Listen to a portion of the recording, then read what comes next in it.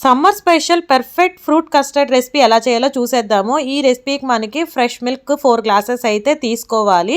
4 glasses milk తీసుకున్నాక మనం once milk అన్నది మీగడ కట్టకుండా అయితే మనం తిప్పుకుంటూ బాయిల్ చేసుకోవాలి.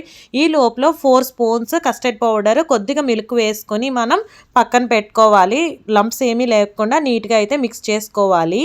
4 గ్లాసెస్కి 4 స్పూన్స్ కస్టర్డ్ పౌడర్ అయితే తీసుకున్నాను. మీరు 2 గ్లాసెస్ తీసుకుంటే కనుక 2 స్పూన్స్ కస్టర్డ్ పౌడర్ తీసుకోవచ్చు. అలాగే మీ టేస్ట్కి తగినంత పంచదార అయితే వేసుకోవాలి.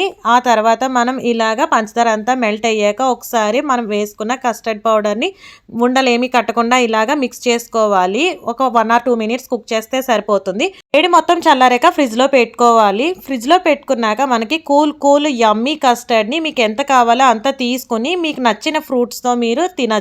చాలా యమ్మీ టేస్టీగా ఉంటుంది. తప్పకుండా మీరు కూడా ట్రై చేసి ఎలా వచ్చిందో కామెంట్స్లో షేర్ చేయడం మర్చిపోకండి. సబ్స్క్రైబ్.